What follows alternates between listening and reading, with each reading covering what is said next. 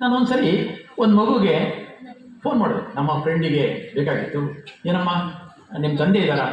ಇಲ್ಲ ಅಂಕಲ್, ಅವರು ಸ್ನಾನಕ್ಕೆ ಹೋಗಿದ್ದಾರೆ ಅಂತ ಫೋನ್ ಇಟ್ಬಿಡು.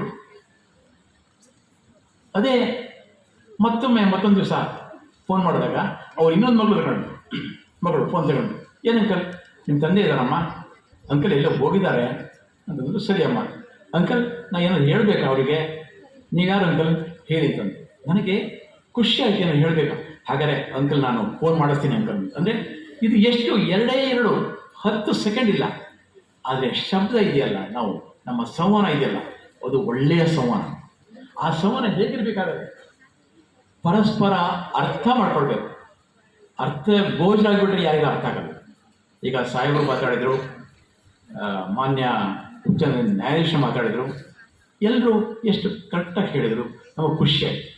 ಅದಿಲ್ಲದೆ ಸುಮ್ಮನೆ ಏನೋ ಒಂದು ಪಡ್ಕೊಟ್ರೆ ಅದು ಅರ್ಥ ಆಗಲ್ಲ. ಅವಾಗೆಲ್ಲರೂ ಹೇಗೆ ಮಾತಾಡ್ಕೊಳ್ತಾರೆ. ಅದು ರಚನಾತ್ಮಕವಾಗಿರಬೇಕು.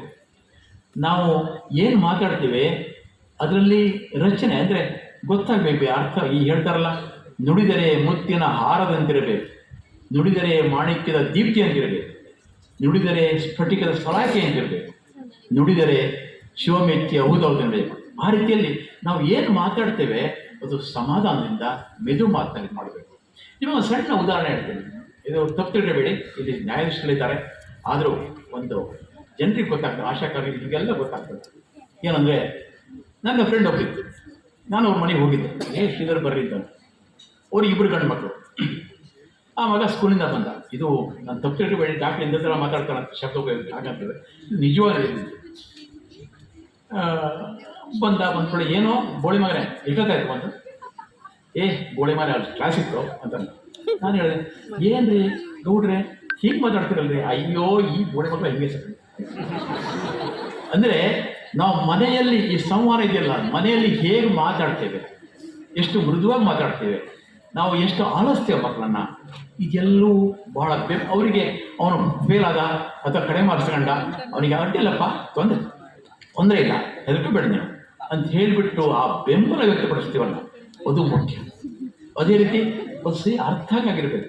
ನಾವು ನಮ್ಮ ಮಕ್ಕಳಿಗೆ 10 ವಯಸ್ಸಿನವರಿಗೆ, ಈಗ ಸಾಹೇಬರು 10 ವಯಸ್ಸು, ನಿನ್ನೆ ಒಂದು ಗೋಷ್ಠಿ ಇತ್ತು ಇಲ್ಲಿ, ಜಿಲ್ಲಾ ಕನ್ನಡ ಸಾಹಿತ್ಯ ಪರಿಷತ್ ಸಮ್ಮೇಳನ ಇತ್ತು. ಅಲ್ಲಿ ನಾನು ಮಾತಾಡಿದ್ದೆ, ಇದೇ ಮೊಬೈಲ್ ಬಗ್ಗೆನೇ ಮಾತಾಡಿದ್ದೆ. ಆಗ ನಾನು ಹೇಳ್ತಾ ಇದ್ದೆ, ಮೊಬೈಲು ಬಂದಾಗ ನಾವು ಭಾಳ ಖುಷಿ ಪಟ್ವಿ. ಸುಮಾರು 90 ವರ್ಷದಲ್ಲಿ ಮೊಬೈಲ್ ಬಂದಾಗ ಅಯ್ಯೋ ಎಷ್ಟು ಸುಲಭ ಅಂತ ಜಗತ್ತೇ ಸಣ್ಣದಾಯಿತು. ಈಗ ನಾವು ಮೊಬೈಲ್ ಬೈತೀವಿ ಎಲ್ಲೋ, ಯಾರು ಈಗಿನ ಮಕ್ಕಳೆಲ್ಲ ಬರೀ ಹಾಳಾದ್ರಪ್ಪ ಅಂತ. ಬಟ್ ಯಾರು ಅದಕ್ಕೆ ಕಾರಣ? ಯಾರು ಅಲ್ಲ, ಪೋಷಕರು, ನಾವು. ಯಾತಕ್ಕೆ? ನಾನು ನೋಡ್ತೀನಿ ನಮ್ಮ ನರ್ಸಿಂಗ್ ಹೋಮಲ್ಲಿ ರೌಂಡ್ಸಿಗೆ ಹೋದಾಗ ಕೆಲವರು ಸಣ್ಣ ಮಕ್ಕಳು ಮೊಬೈಲ್ ಕೊಟ್ಬಿಡ್ತಾರೆ, ನನಗೆ ಬ್ಯುಸಿ. ಮನೆಯಲ್ಲಾದರೆ ಅಮ್ಮ, ಅಯ್ಯೋ ನನಗೆ ಭಾಳ ಕೆಲಸ ಇದೆ, ನೀನು ನೋಡ್ತಾ ಹೋಗ್ತೀರ ಅಂತ. ಹೀಗೆ ಮೊಬೈಲ್ ಒಂದು ಸಾರಿ ಹೇಳ್ತಾರಲ್ಲ,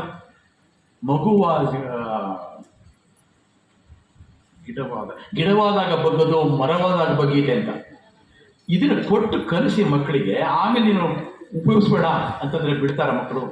ಬಿಡಲ್ಲ. 10 ವಯಸ್ಸಿಗೆ ಬಂದಾಗ ಅವ್ರು ನಿಧಾನವಾಗಿ ಇಲ್ಲಮ್ಮ ಸುಮ್ಮನಿರಮ್ಮ.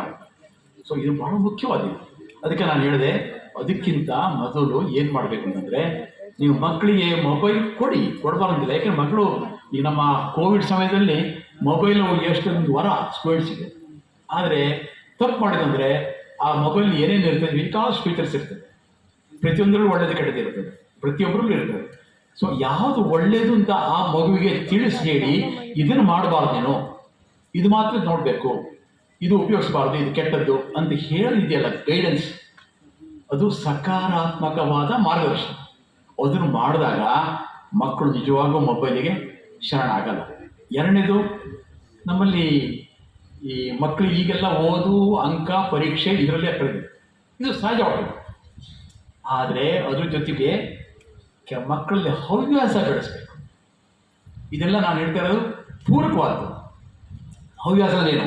ನಮ್ಮಲ್ಲಿ ಕೆಲವರು ಬರ್ತಾರೆ, ನೋಡಿಮ್ಮ ನಿಮ್ಮ ಮಗನಿಗೆ ಏನು ಹವ್ಯಾಸ ಇದೆ? 10 ವಯಸ್ಸಿನ ಮಕ್ಕಳು. ಅಯ್ಯೋ ಡಾಕ್ಟ್ರೇ ಬಿಡ್ತೋನಿ, ನಮ್ಮ ಹುಡುಗ ಸೇಡ್ಸೋದಲ್ಲ, ಹೆಂಡ ಕುಡಿಯಲ್ಲ, ಹೊಗೆ ಸಹ ಹಾಕಲ್ಲ ಅಂತ ಹೇಳ್ತಾರೆ. ಆಗ ನಾನು ಹೇಳ್ತೀನಿ, ಅಲ್ಲ, ಅದು ಹವ್ಯಾಸ ಅಲ್ಲ, ಅದು ಚಟ. ಹವ್ಯಾಸ ಅಂತಂದರೆ ಒಳ್ಳೆ ಆಟ ಆಡೋದು, ಒಳ್ಳೆ ಸ್ನೇಹಿತರು, ಒಂದು ಹೂದೋಟ ಬೆಳೆಸೋದು ಬೇಡ. ಮನೆಯಲ್ಲಿ 4 ಜನ ಊಟ ಮಾಡಬೇಕು ಕೂತ್ರೆ ಮಾತಾಡಿ ಏನಪ್ಪ ಇವತ್ತು ನಿಂದು ಅಂತ ಕೇಳಿ ಇಂಥದ್ದೆಲ್ಲ ಮಾಡಿದ್ರೆ ಪ್ರಾಯಶಃ ಮಕ್ಕಳು ಮೊಬೈಲಿಗೆ ಹೆಚ್ಚು ಹೋಗಲ್ಲ. ಅದಿಲ್ಲ ಅಂದ್ಕೊಳ್ಳೆ ಅವನಿಗೆ ಒಂಟಿತನ ಶುರುವಾಗ್ತದೆ. ತಾನು ಒಂಟಿ, ತನ್ನ ಯಾರು ಮಾತಾಡ್ಸಿರಲ್ಲ ಅಂತೇಳಿ.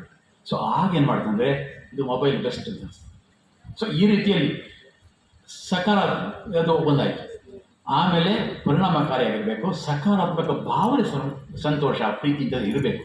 ಆಗ ಮಾತ್ರ ಆವಾಗ ಒಳ್ಳೆ ನಮ್ಮ ಮಾನಸಿಕ ಆರೋಗ್ಯ ಚೆನ್ನಾಗಿರ್ತದೆ. ನೆಕ್ಸ್ಟ್, ಒಳ್ಳೆಯ ಸಂಬಂಧಗಳು ಬಹಳ ಮುಖ್ಯ. ಅಂದರೆ ಸಾಮಾಜಿಕ ಆರೋಗ್ಯಕ್ಕೆ ನಮಗೆ ಒಳ್ಳೆಯ ಸಂಬಂಧ ಇರಬೇಕು. ಇವತ್ತು ನೀವು ಯಾರಾದರೂ ಇಮ್ಯಾಜಿನ್ ಮಾಡ್ತೀವಿ, ನೀವು ಹೋಗಿದ್ದೀರಿ ಅದು ಒಂದು ಇದಕ್ಕೆ ಮದುವೆ ಹೋಗಿದ್ರಿ, ಯಾರು ಮಾತಾಡ್ಸಿಲ್ಲ, ಯಾಕಾರು ಹೋದಲ್ಲಿ ಒಬ್ಬರು ಮಾತಾಡೋರಿಲ್ಲ, ಒಬ್ಬರು ಕರೆದೋರಿಲ್ಲ, ನಮ್ಮನ್ನು ಒಬ್ಬರು ಮಾತಾಡ್ಸಿಲ್ಲ, ಸುಮ್ಮನೆ ಊಟ ಹಾಕಿದ್ರು ಬಂದೆ ಅಷ್ಟೇ ಹೇಳ್ತೀವಲ್ಲ. ಬೇಡ, ಒಂದು ಗುಂಪಲ್ಲಿ ಅದೊಂದು ಸ್ಕೂಲಿಗೆ ಹೋಗಿ ಫಂಕ್ಷನ್ ಹೋಗಿ ಯಾರು ಮಾತಾಡ್ಸ್ಬೇಕು, ಏನಾಗ್ತದೆ? ಅದು ಸ್ನೇಹಪರತೆ, ಆತ್ಮೀಯತೆ ಇರಬೇಕು. ಏನು ಮಾಡೋದು ಬೇಡ ಮಕ್ಕಳಲ್ಲಿ, ಇದೆಲ್ಲ ಕುಟುಂಬದಲ್ಲಿ ನಾನು ಹೇಳ್ತಾರೆ. ಏನು ಬೇಕು? ಸ್ನೇಹಪರತೆ. ಯಾವಾಗ ಇಲ್ಲೊಂದು ಸಂಸ್ಕೃತದಲ್ಲಿ ಒಂದು ಶ್ಲೋಕ ಇದೆ, ಪಾಲಯೇತ್ ಪಂಚವರ್ಷಾಣಿ ದಶವರ್ಷಾಣಿ ತಾಡಯೇತ್ ಪ್ರಾಪ್ತೇಶು ಷೋಡಶೆ ವರ್ಷೆ ಪುತ್ರ ಮಿತ್ರಂ ವದಾಚರೇತ.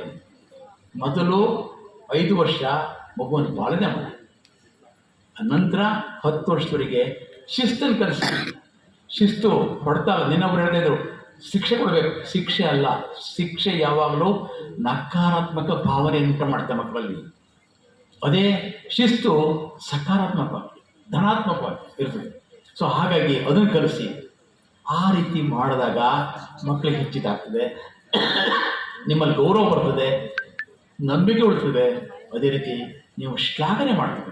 ಒಂದು ಸಣ್ಣ ಮಗು ಸ್ವಲ್ಪ ಸಣ್ಣದು ಮಾಡಿರ್ಬೋದು, ಅದಕ್ಕೆ ಒಂದು ಅಯ್ಯೋ ಚೆನ್ನಾಗಿ ಮಾಡಬೇಕು ನೀನು, ಖುಷಿಯಾಗಿ ನನಗೆ ಅಂತಂದರೆ ಆ ಮಗು ಅಪ್ಪ ಹೇಳ್ದಂಗೆ ಇಷ್ಟು, ಅಮ್ಮ ಹೇಳಿದ್ಲು ಎಷ್ಟು ಒಳ್ಳೇದು ಅಂತ ಹೇಳ್ಬಿಟ್ಟು ಮತ್ತೆ ಮುಂದೆ ಮಾಡಿಸ್ಕೊಂಡು. ಅದೇ ಮಗುವಿಗೆ ಅಯ್ಯೋ ಇಷ್ಟಗಳಲ್ಲಿ ಯಾಕೆ ಅಂತ ಹೇಳ್ಬಿಟ್ಟು. ಅದಕ್ಕೆ ಒಂದು ಸಣ್ಣ ಒಂದು ಕತೆ ಹೇಳ್ತೇನೆ. ಒಂದು ಮಗು ಚೆನ್ನಾಗಿ ಓದ್ತಾ ಇರ್ತದೆ. ಸೊ ಒಂದು ದಿವಸ ಮನೆಗೆ ಬಂತು, ಪರೀಕ್ಷೆ ಆದಮೇಲೆ ಮಾರ್ಕ್ಸ್ ಕಾರ್ಡ್ ತಗೊಂಡು, ಅಮ್ಮ 80 ಮಾರ್ಕ್ಸ್ ಬಂದಿದೆ ಅಮ್ಮ ಅಂದ್ಕೊಳ್ಳಿ. ತಾಯಿ ಹೇಳಿದ್ಲು 80 ಪಕ್ಕನ 85 ತಗೊಂಡೆ. ನಾವು ನೀ ಯಾಕೆ ಮಾಡಿ? ಇಲ್ಲಮ್ಮ ನೆಕ್ಸ್ಟ್ ಟೈಮ್ 85 ತಗೊಳ್ತೀನಮ್ಮ. ಆಯ್ತು ತಗೊಂಡೆ. ಮೊನ್ನೆ ಸರಿ ಬಂದು ಖುಷಿ ಆಯಿತು, ಅಮ್ಮ ಈ ಸರಿ ನಾನು ಹೊಳ್ತಾಳೆ ನನ್ನ ಅಮ್ಮ ಅಪ್ಪ ಯಾರು, ನಾನು ಅಮ್ಮ ಅಂತ ಒಬ್ರಿಗೆ ಹೇಳೋದು ಹೊಗಳ್ತಾರೆ ಅಂತ ಹೇಳ್ಬಿಟ್ಟು ಆ ಮಗು ಬಂದು, ಅಮ್ಮ ನೋಡಮ್ಮ ಬಂದ್ಬಿಡ್ತು. ಅಯ್ಯೋ ಮುಂಡೆದೆ, ಅವನು ನೋಡು ಪಕ್ಕದ 90 ತಗೊಂಡ, ನೀ ಯಾಕೆ? ಆಗ ಅವನು ಹೇಳ್ದ, ಆ ಮಗು ಹೇಳ್ತು, ಅಮ್ಮ ನಾ ತಗೊಳ್ಳೋದು 80, ಇನ್ನು ತಗೊಳ್ಳೋದು 80 ತಗೊಳ್ಳೋದೇ ಇಲ್ಲ ಅಂತ. ಇದು ರಿಯಾಲಿ ಇಂಥದ್ದು ನಡೆಯತಕ್ಕಂಥ. ಸೊ ಆ ರೀತಿಯಲ್ಲಿ ನಾವು ಶ್ಲಾಘನೆ ಮಾಡಬೇಕು. ನಾವೆಲ್ಲ ತಪ್ಪು ಮಾಡ್ತೀವಿ ಬೇಕಷ್ಟು, ನಾವು ಯಾರು ಹೇಳಲ್ಲ. ನಮ್ಮ ಮಗ ತಪ್ಪು ಮಾಡಿಕೊಳ್ಳೆ ಅಯ್ಯಯ್ಯೋ ತಪ್ಪು ಮಾಡಿದವ. ಈಗ ನಾವು ಎಷ್ಟೋ ಸರಿ ನನ್ನೋ ಸೇರಿಸಿ ಎಷ್ಟೋ ಸ್ಕೂಲಿಗೆ ಚಕ್ರ ಹೊಡೆದಿದ್ವಿ. ನಮ್ಮ ಮಗ ನಮ್ಮ ಮಕ್ಕಳು ಏನಾದ್ರು ಚಕ್ರ ಹೊಡೋದು ಸಹ ಅಯ್ಯೋ ಎಂಥ ಕೆಲಸ ಹೋಯ್ತು ಮಾರ, ಯಾಕೆ ಚಕ್ರ ಹೊಡೆದೀನಿ, ಸೋಮವಾರನೇ ಕಲಿಯಲ್ಲ ನೀನು, ನಿನಗೆ ಪರೀಕ್ಷೆ ಮಾರ್ಕ್ಸ್ ಬರೋಲ್ಲ, ಈ ರೀತಿ ಹೇಳಿದಾಗ ಏನಾಗ್ತಂತಂದರೆ ಆ ಮಗುವಿಗೆ ಆರೋಗ್ಯ ಸರಿ ಇರಲ್ಲ. ನೆಕ್ಸ್ಟ್, ಇದಿಷ್ಟು ಈ ರೀತಿ ನಾವು ಯಾವುದನ್ನು ನಾವು